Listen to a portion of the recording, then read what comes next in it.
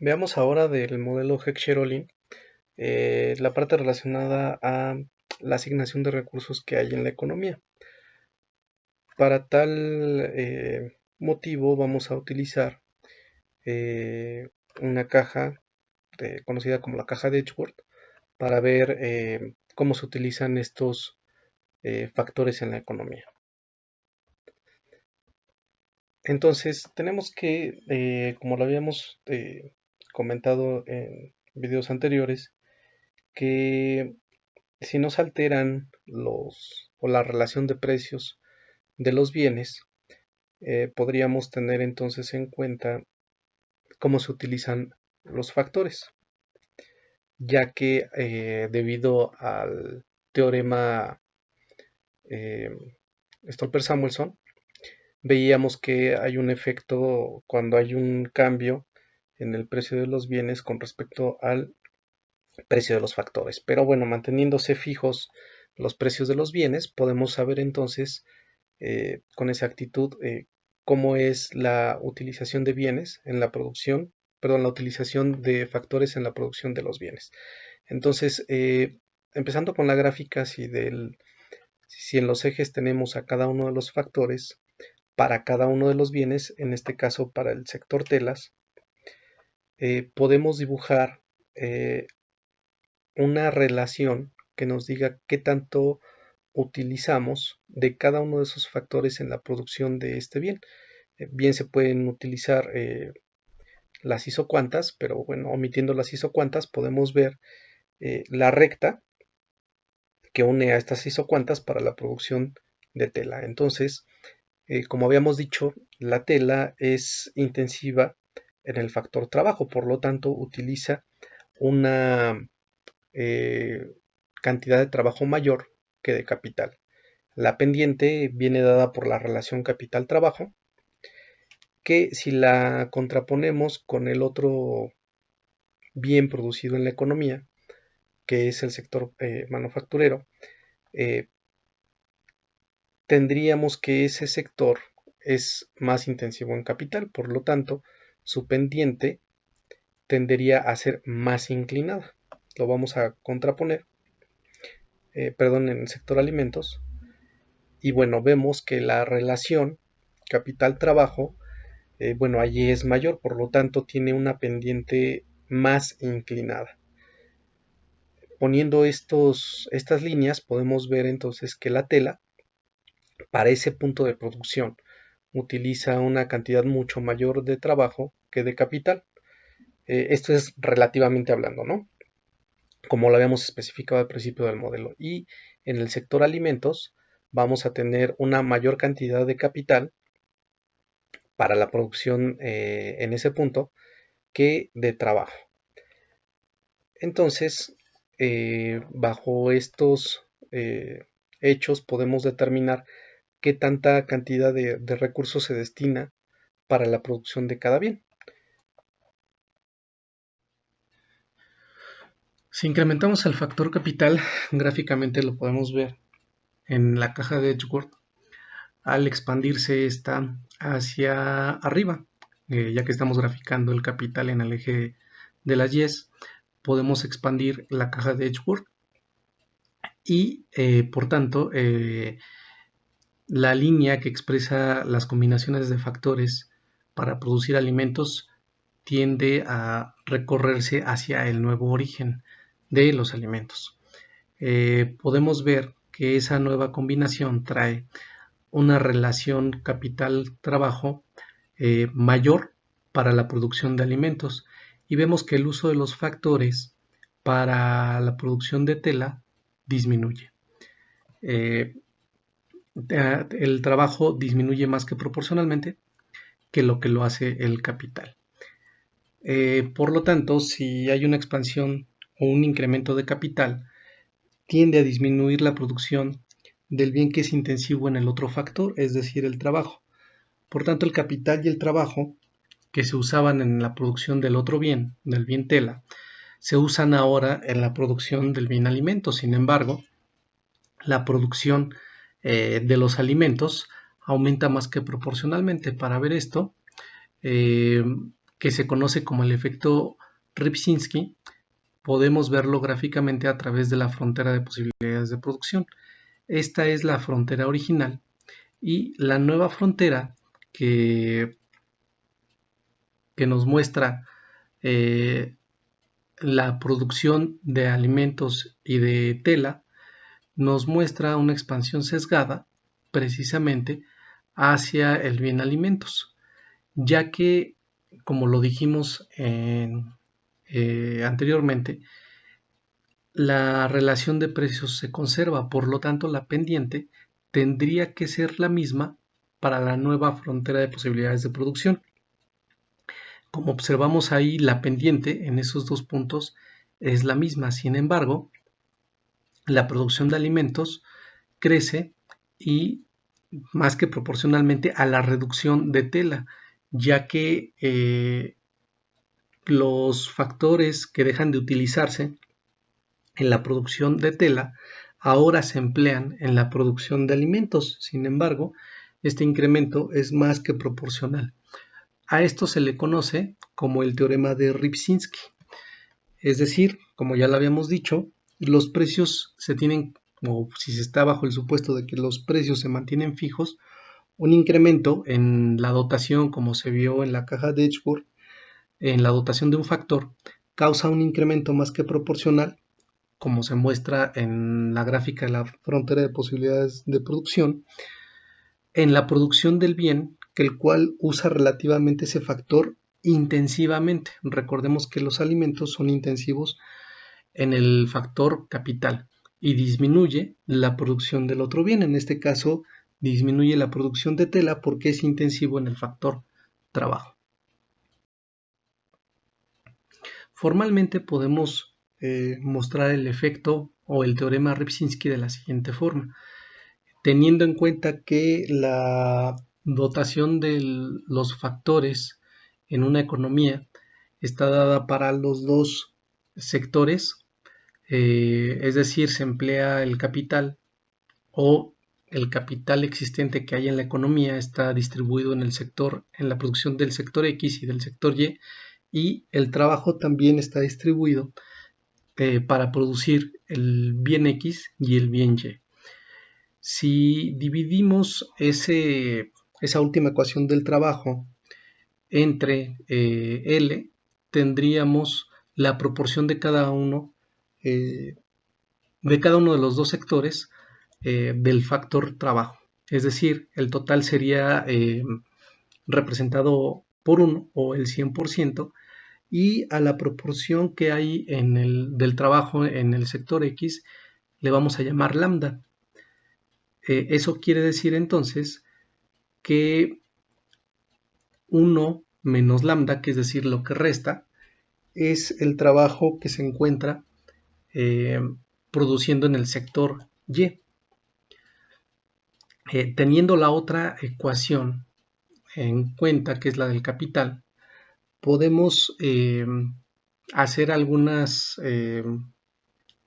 manipulaciones algebraicas para obtener ese lambda en esa ecuación y poder entonces ver el cambio que hay en lambda cuando hay un cambio en la relación capital-trabajo, es decir, cómo cambia la proporción del trabajo en el sector X y por lo tanto su producción cuando hay un cambio en la relación capital-trabajo. Por lo tanto, tenemos que obtener la relación K entre L, que es la K minúscula, la relación capital-trabajo, y también la proporción de trabajo en el sector X y en el sector Y, es decir, la nueva variable que nombramos como lambda. Por lo tanto, podemos multiplicar por 1 cada uno de los elementos que hay del lado derecho de la ecuación sin alterar esa igualdad. Ahí, como lo vemos, estamos multiplicando por un 1 que está representado por Lx entre Lx al capital del sector X y por un 1 representado por Ly entre Ly al capital empleado en el sector Y.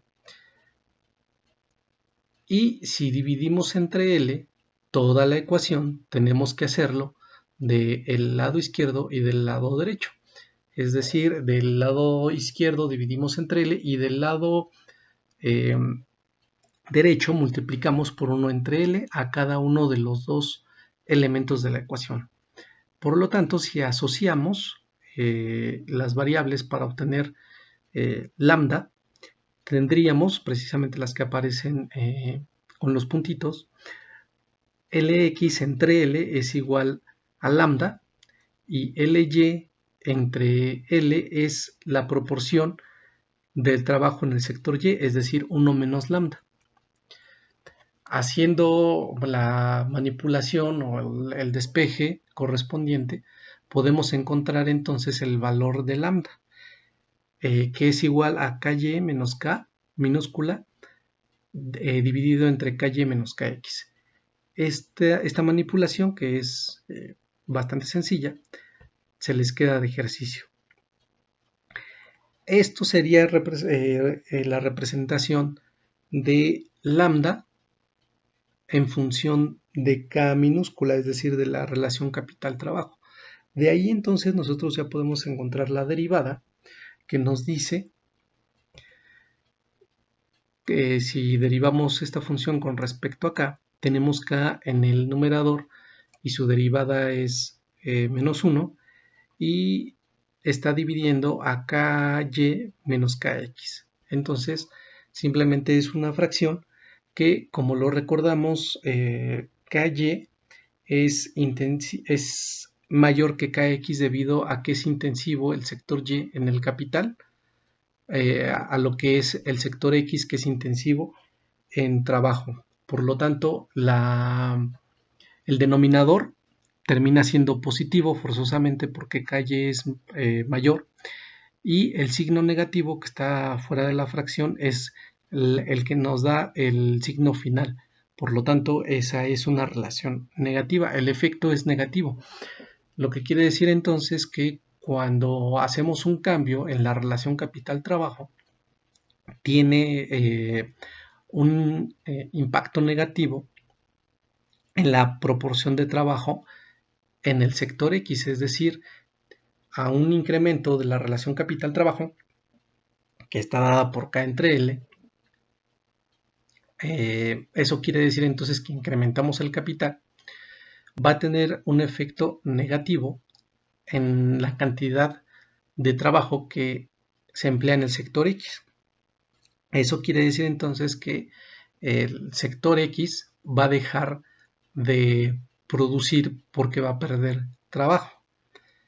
Y por lo tanto, ese es el efecto Rybczynski del cual nos habla el teorema, que tiene una relación negativa y que aparte se expande más que proporcionalmente.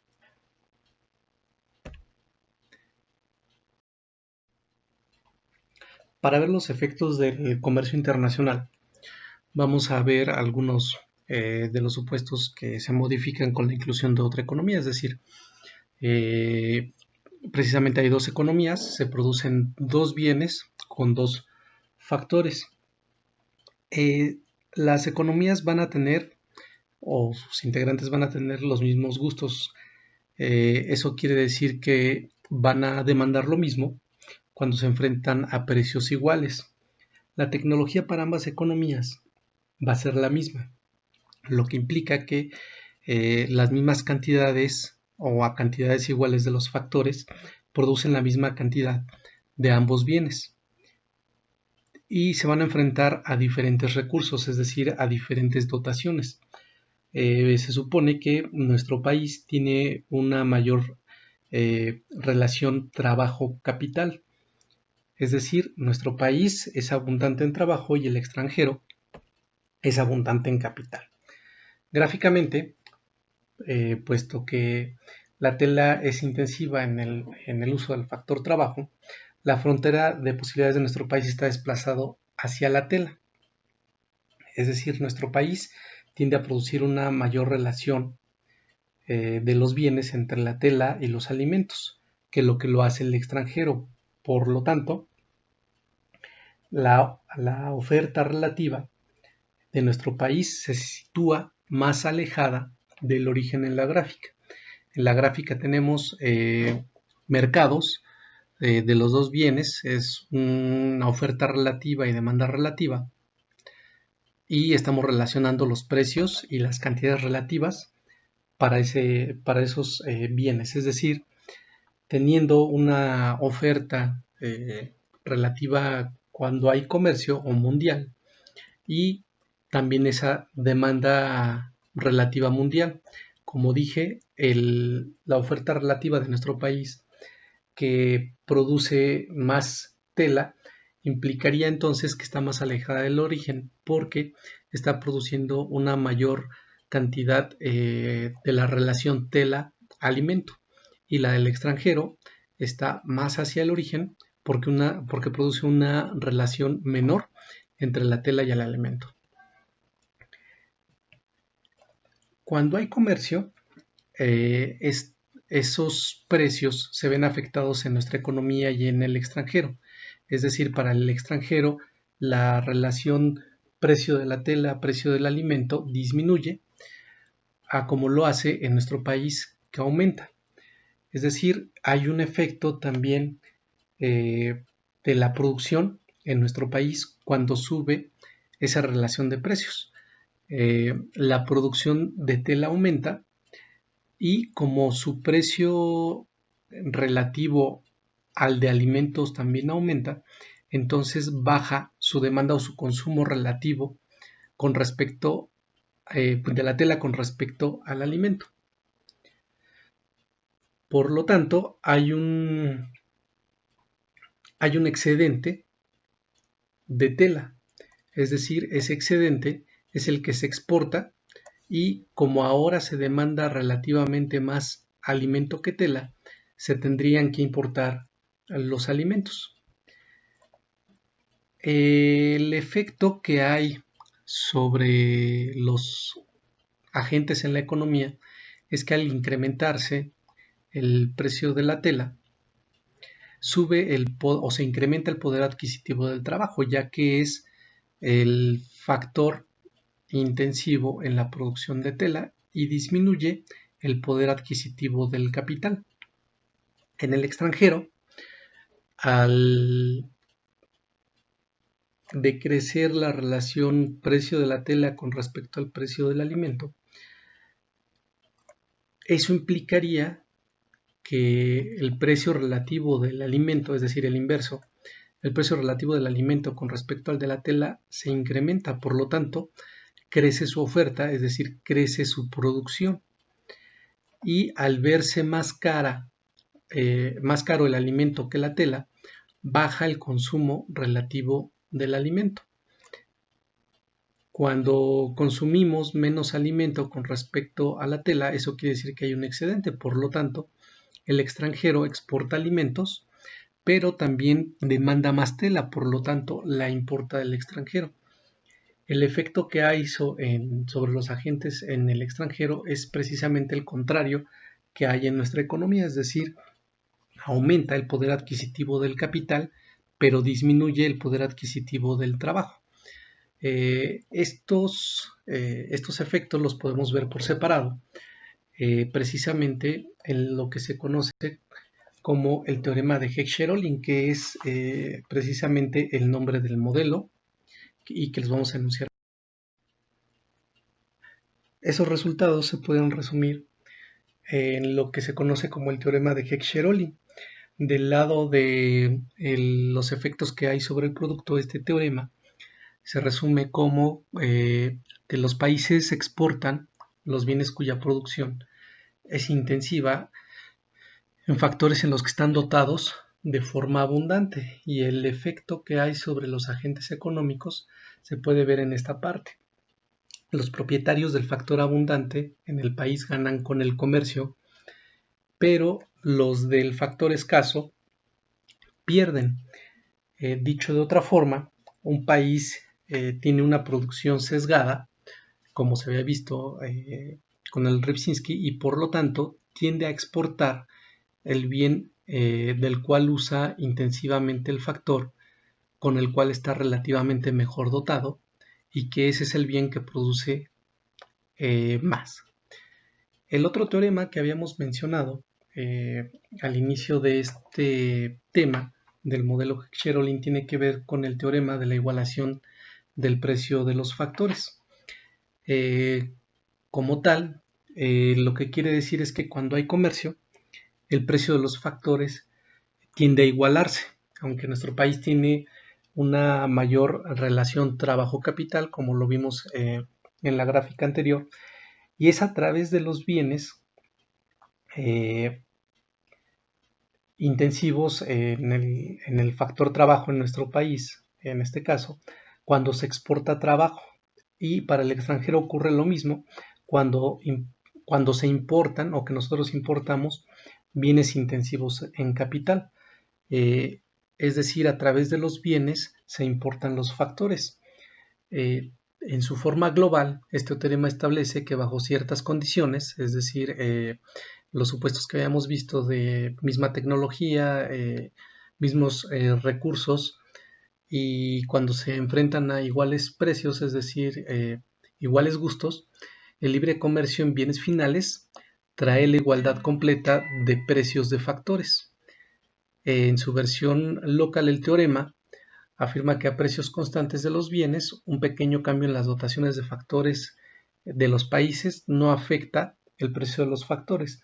El teorema, sin embargo, es muy difícil de que se lleve a cabo en la realidad, ya que las dotaciones de los factores no siempre son iguales y las tecnologías pues siempre son diferentes, ¿no? Es decir, las combinaciones entre factores no siempre se utilizan de la misma forma para producir cierta cantidad de bienes.